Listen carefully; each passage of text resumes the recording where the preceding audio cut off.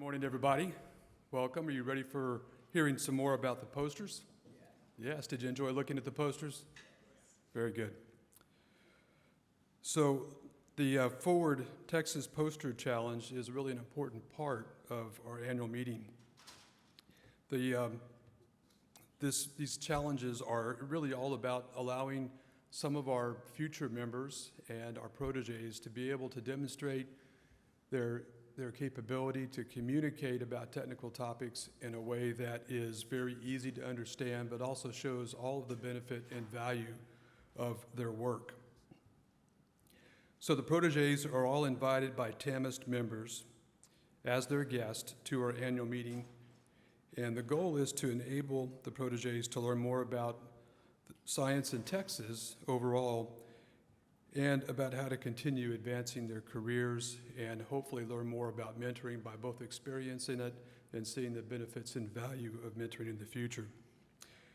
And to that end, the Protégé Poster Challenge is exclusively for these early career protégés, and we are very glad that they participated, and it was quite an honor to have the opportunity to not only read the posters but to visit with some of the presenters. So judges, there were 3 of us, visited each poster during the challenge, and we were able to spend a few minutes with each of the primary authors and the presenter of the poster. We asked them to briefly explain their research concept and ideas, and we were allowed or were able to assess their ability to communicate clearly with us and also the importance of their research and its potential impact on all of us. So we then scored those entries independently and recused ourselves from any in which we might have a conflict of interest. So I had to recuse myself from Dr. Kelly Miller's poster, but it was fantastic, let me tell you. And the entries were judged on several different factors, including the ability to express the challenge or problem that's being addressed, the key elements and findings of the research, and its potential for a positive long-term impact, specifically this year on communities. Amelie? Well, good morning to everybody, and thank you, Adam. It was a tough job for the judges to review the 20 entries that were submitted, and we really want to thank each and every protégé for your time and effort to share those important research concepts that you have with each of us. We were asked to pick 3 finalists that we deemed were exemplary in recognition for their fine work. The finalists were treated to a special networking breakfast this morning with former Senator Kay Bailey Hutchinson and our 2 guests from this morning's panel, the Director of the National Science Foundation and Chair of the National Science Board, and the TAMEST President and Vice President. So again, we're really proud of them. Now we'd like to invite our 2 out of the 3 finalists, because one had to leave a little early, to have them give a 5-minute presentation on their research. And then we'll open it up for just 1 or 2 questions to ask these individuals, and then we're going to present them with a special award later. But we are going to choose first, second, and third. Okay. So for the first one, I'd like to invite Dr. Tanya Hunter from the University of Texas at Austin to give us her brief presentation. Tanya.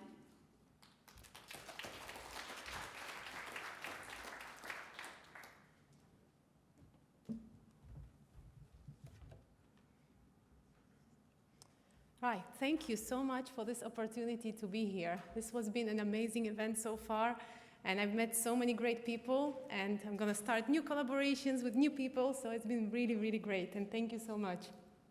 So my work is, this is one of my projects, and in addition to making low-cost air quality sensors, I also work with clinicians to solve clinical problems. And this is what I'm most passionate about, when I can talk to people who tell me, we have those patients, they are suffering, can you help us? And if I can, this is like the most rewarding type of work. So in this talk, I will talk about briefly my project on traumatic brain injury, monitoring patients, and how we do chemistry of those brain patients. So traumatic brain injury is a leading cause of death in young people under the age of 40 in a developed world. And this is a major cause of morbidity and lifelong disability for those people. And important to monitor the injured brain really closely in the neurocritical care. And currently, the way it's done, those patients are in very, very severe with brain trauma, normally after an accident or violence or even a fall can cause traumatic brain injury that is so severe that it requires really close monitoring in an intensive care unit for about a week or so. So here what normally clinicians would do, they will insert 3 different probes into the brain. So it is a highly invasive method, and they will monitor the pressure inside the brain and the oxygen level. And those 2 are done continuously in real time with sensors that can measure directly. Whereas the brain chemistry is done using a process called microdialysis. And this process is not real time. It's not direct, and it does not provide real information in a timely manner. So the way it is done is that a probe is inserted into a brain, a buffer solution is pumped into that probe, and in the tip of the probe there is a membrane through which chemicals from the brain diffuse inside of it. And what comes out, it's called now a dialysate, and it is the same buffer solution but enriched with some molecules from the brain. So those concentrations of those molecules are very low, and this is why it's very challenging to measure it. It's effectively water with very small amount of chemicals. And the way that it is done now, you have to wait for a whole hour to collect enough sample to then take this sample to an offline machine to get you a result. And it takes another 15 minutes to wait for the results to come back. And this delays treatment. Clinicians don't know what to do, when to act on it. And one of my challenges was to me as an engineer, as a sensor person, is could you make it better? Can we have a real-time monitoring of brain chemistry on the spot, and more importantly, not to be labor-intensive as it is right now? So although the current gold standard offers high sensitivity and specificity, it lacks lots of other problems. There are so many problems that actually stop this instrument to be adopted to more neuro centers that can monitor more patients. So there is a clear need for continuous and robust sensing technology. So I have tried actually lots of different methods for several years to be able to accurately detect those molecules. And at the end, the one that worked best was infrared spectroscopy. And in infrared spectroscopy, chemists use it all the time to understand what are the chemical bonds. So here we shine infrared light onto the molecules, and the molecules vibrate and rotate based on their chemical bonds in different frequencies in the infrared spectrum. So we're using the mid-infrared spectral region that allows very sensitive and selective measurement of different chemicals. And here we need to measure glucose, lactate, and pyruvate for the brain. This is really important because those are the metabolites of the brain. And if the ratio of them changes in such a way that is unfavorable, then the clinicians know what action to take and how to help that patient in order to avoid even further brain injury. So here you can see the measurement setup, which is quite simple. We're using a QCL, quantum cascade laser, to shine light onto a tiny, tiny microfluidic chip where the solution is going through, and then we're measuring it with a detector. So this method is just shining light through a sample. You don't need reagents, you don't need chemicals, you don't need anything. And the nice thing about it, that the sample comes out and you can still use it for research purposes or for other things that they wish. So here you can see infrared spectra of the 3 compounds, and those are pure compounds. So normally it's very easy to take a pure compound in water and measure it down to very low detection limits. It works great. However, in the brain, it's all a mixture. And there are not only glucose, lactate, and pyruvate, there are other chemicals in lower concentrations that can interfere with our spectrum. So the challenge here is to build a regression model or a model of lots of mixtures that we had to measure many, many times over and over to establish a good signal. And then, oh, it's beeping at me. And then as you can see here on the graph, I will not talk too much about the spectroscopy bit, but as you can see, we have here we have a glucose concentration and a sample of the patients that we've measured, and you can see there is a nice trend of our model compared to the gold standard model. So we have proven initially that yes, spectroscopy can do what we needed to do. And the next thing we had to prove, can we actually measure continuously for over at least 24 hours patients in real time? And that was the next thing we did. So here we attached our sensor, which is here, to the patient in a ward, and the results were on a computer every minute. And we're collecting a full spectrum, and this is a 3D model of that full spectrum. So we can get lots of information over 24 hours every minute. And as you can see, just in half an hour, without being chemists, you can see the peaks are changing, which means the chemistry is changing quite rapidly.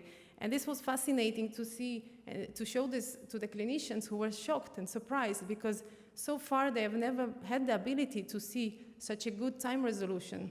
So I hope that they can learn also more about brain chemistry. So to conclude, in this work I've integrated infrared with microfluidics together to solve this specific problem. And our method offers simple, easy to use, continuous, and real-time measurement.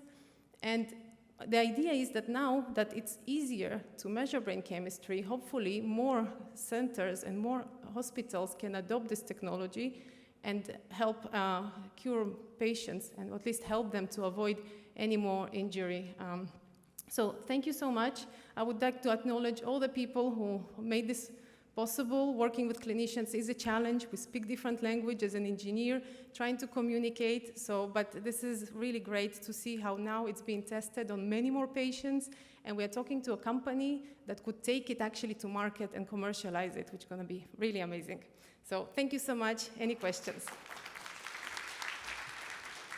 you very much, Dr. Hunter. So amazing work. So we have time for one or two questions for Dr. Hunter. Okay. What do you see in terms of the next steps for commercialization? You said you're working on a patent? Yeah, so we filed a patent, and now we're talking to a company, but obviously for anything like that, we need to go through FDA approval, CE marking, and we're now collecting more clinical data to support how really continuous monitoring can benefit. But the next step of this is actually to develop a whole independent probe that will just, with optical fiber, to measure inside the brain directly. But this is something we'll be probably ready in 10 years' time. Okay, great. Well, thank you very much. Thank you. Appreciate Thank you. it. Truly amazing. All right. Our next finalist is Dr. Denise Marciano from UT Southwestern. So here, okay, great.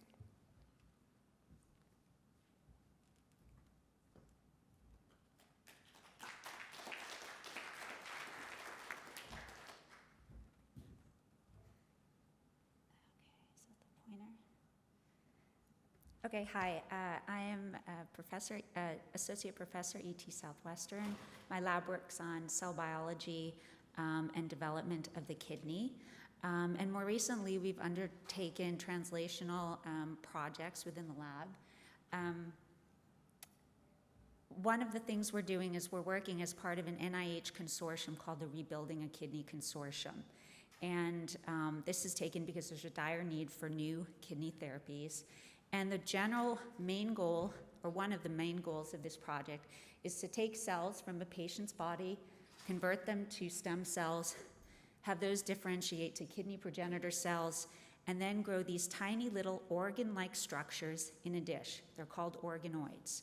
And then you take thousands of those organoids and you implant them under the capsule of the kidney, where they're supposed to attach, and act to supplement and enhance a patient's failing kidney function. Okay, so that's in theory and how it works, and there's been a tremendous amount of success and growth in this project over the last few years, including growing beautiful, partially differentiated organoids. So where does my lab come in? So one of the major obstacles in this project is that when you implant the organoids, they actually don't connect with the host tubes. So you have two sets of tubes, but they don't connect. And if they don't connect, they can't function and they can't enhance function. Okay, so how would we want to do this? I wanted to take a very reductionist approach. And the initial observation that started this project was made by a student in the lab when we were studying these spheroids, which are tiny little round tubes that you can grow in 3 dimensions. And what she observed is that occasionally you could see these little spheroids interconnect, and it looked like they fused. And when we examined, oops, I don't know how to do this pointer. When they examined these spheroids, you can see some appear to invade, they started to connect, and ultimately appear to fuse. And the bottom images show a fluorescent marker that's in the lumen, or the central portion of these spheroids, so you can detect when they actually connect. So how could we adapt an assay for this? Okay, the first part of this slide is not showing up. Oh, there it is. So what we did was we realized we could use multiple fluorescent markers in the center part, so labeling the central portion, the apical portion that's also partially shed into that apical portion. And if we use 2 colors, for example, we can't detect green fusing with green or red with red, but we can delineate when red fuses with green, and we can detect each of the individual steps that leads up to fusion. And what we found was that if we played everything together, it doesn't work. We need to grow them separately, then delicately lift them off, concentrate them to the right density, and then we have our assay. So what does the assay look like? So here on the left, you can see these balls. Some are green, some are red, and some have a faint yellowish hue, which has both the red and the green. A bottom image on the left shows a spheroid that has 2 spheroids that have recently fused. You can see that the luminal or central part is both faintly green and red, and you can see that they haven't yet sort of dispersed. And so we needed metrics to quantify this. We've decided on 4 metrics, and that is, first, that we can detect the dual positive structures. Second, we can detect when there's yellow, so when they've actually fused all together. Third, reduction of spheroid number over time implies that they fuse. And fourth, if there's a big increase in the spheroid size, it also suggests indirectly that they've fused. Okay, so now we've developed the assay. How do we find out which candidates we're going to test? So we took a dual approach, bioinformatic as well as a candidate-based approach for known substances that were known to promote a related process, tubulogenesis, in cells. So how did we do the bioinformatics? Well, I mentioned I do a lot of kidney development. So in the normal developing kidney, there are 2 tubes of distinct embryologic origin that actually fuse together. And so what we did was we did single-cell RNA-seq data to identify those individual populations amongst all the other cells in the kidney, and then we did a receptor ligand analysis to see which receptors and ligands were enhanced specifically in those 2 populations. And we threw in also the interstitial stromal cells that were very close nearby because we thought they may also be playing an important role. So this just shows, and you're not expected to read this, just the top 10 candidate ligand pairs for each bioinformatic analysis that we performed, and also some of the known tubular morphogens that we thought would be excellent candidates. So the intersection of that, and I'm not going to show you our failed attempts, and this substances that did not induce any connection of the tubules at all, but we did identify one that was very promising and gave very robust results. And that protein is called hepatocyte growth factor.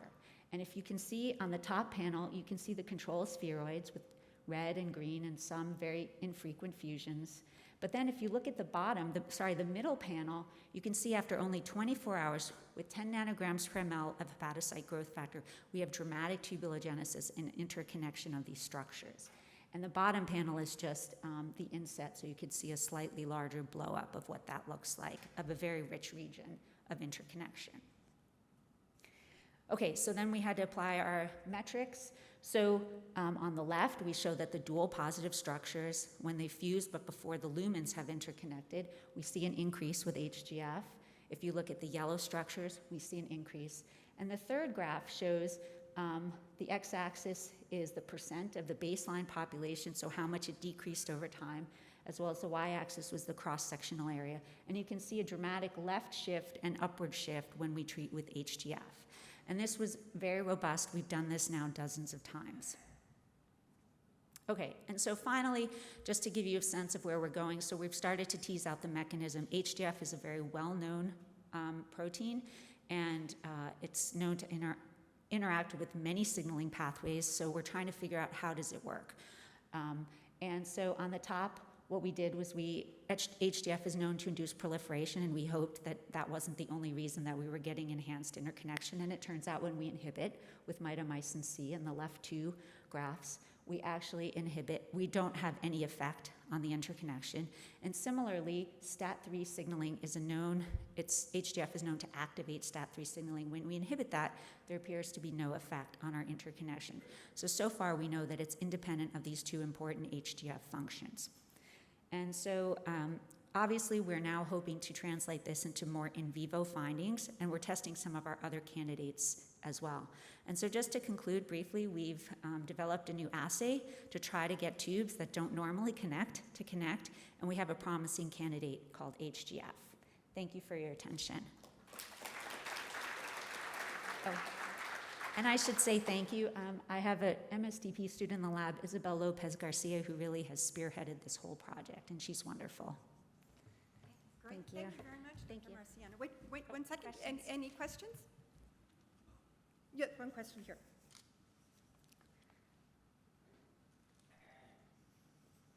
So hi, Deb Banerjee at Texas A&M. I'm a mechanical engineer that has recently started dabbling in organoids. So this is a very naive question, so please take it with a pinch of salt. Sure. So my understanding, one of the key issues with organoids is how long they stay viable and how do you determine, their viability or how long they are being viable. So I'm kind of curious, does the fusion affect the time that they are viable, or if you have tested for it, or does it affect it in any way?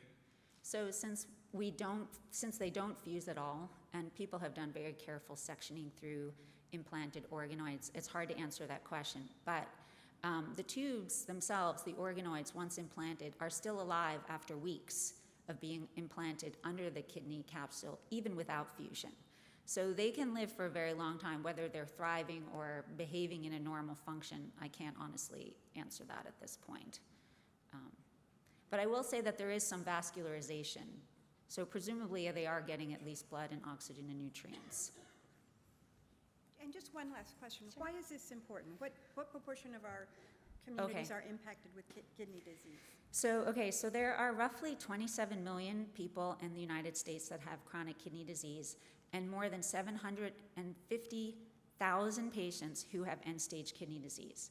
The current therapies are dialysis, which doesn't have a fantastic long-term outcome. In fact, the mortality rate is as bad as some of our most severe cancers. The other option is transplant, which is an excellent option, but the typical wait in the US for a kidney transplant these days is 4 to 5 years. In some states, it's 6 years. And currently, there are more than 100,000 people who are on the wait list for a kidney transplant. So there's really a need, but there's also a need for this in patients who have not yet failed. Maybe we can do something before they need a kidney transplant. There are surprisingly few good kidney treatments. In fact, there are a couple, but all we can really do is slow the decline. So we really need some new therapies. Great. Let's give her a big round of applause. Thank you. Adam will now introduce our finalists. Well, good morning again, everybody. And our third finalist today is Dr. Han Xiao from Rice University. However, his schedule did not allow for him to stay through today. He had to leave last night. So instead, I, a structural dynamicist, will provide you with a brief overview on his poster. And I believe we will display his poster. There it is. Good. Thank goodness that poster is here. So over the past 30 years, antibody-based therapies against cancer have been developed and proved to be successful in the clinic. However, despite their clinical successes, delivery of these antibodies to the bone niche has proven to be difficult due to relatively low vascularization and physical barriers of penetration. Inspired by the bone targeting mechanism of natural biomolecules, they have developed, that is, the paper author have developed an innovative bone targeting technology that prepares antibodies with both antigen and bone specificity. The resulting bone targeting antibodies exhibit improved vivotherapeutic efficacy in the treatment of breast cancer, micrometastases and in the prevention of secondary metastatic dissemination from the initial bone lesions. His study establishes a new strategy for transitioning antibody-based therapies from antigen-specific to both antigen and tissue-specific, thus providing a promising new avenue for advancing antibody therapy toward clinical translation. I was struck by this paper because he uses a fairly simple concept of adding a moiety of charge to the antibody therapies to enhance their accumulation at the targeted bone areas. So, we have 2 or 3 minutes for questions, and I wouldn't be offended if nobody asked any. But if you have a question, perhaps we can generate a response by consensus, or I could do a quick Fourier transform for you or something like that. Any questions? I think the application, we did ask the author about the applications of this technology. We're fairly clear in that we do have great therapies now for a lot of soft tissue cancers because we're able to target antibody therapies for those soft tissues, but they have more difficulty actually binding to sites in harder tissues, bone cancer tissues. And this provides another avenue to use effective antibody therapies by enabling them to have some preference for binding to these bone-related sites and have their anti-cancer effect. So I think there is some very significant community impact as well. Uh-oh. Not really a question, but I just, when I saw this poster, an idea occurred to me that really is in a different space. The ability to deliver very targeted antibodies to specific locations in the bones. You know, one of the great challenges that is in a different space that comes with the chronological advancement of people like me is the decalcification of your bones and loss of bone density. And I wonder if there's something in a parallel universe here that is there a way, perhaps motivated by things that we do in various spaces and composite materials where we make materials be self-healing. Is there a way to strengthen bone by something that would not be rejected by the body? That's just an idea. And you could target it by looking at the bone scans where the density is low. It's just an idea to pass on because I think this is one of the great challenges of aging, and our society is aging, is there's a lot of people with loss of bone density. And so that's the thing that I just, random thought. Yeah, it's a good concept to extend the technology perhaps, so thank you. All right, well, that concludes the presentations from our poster finalist, and we will be back.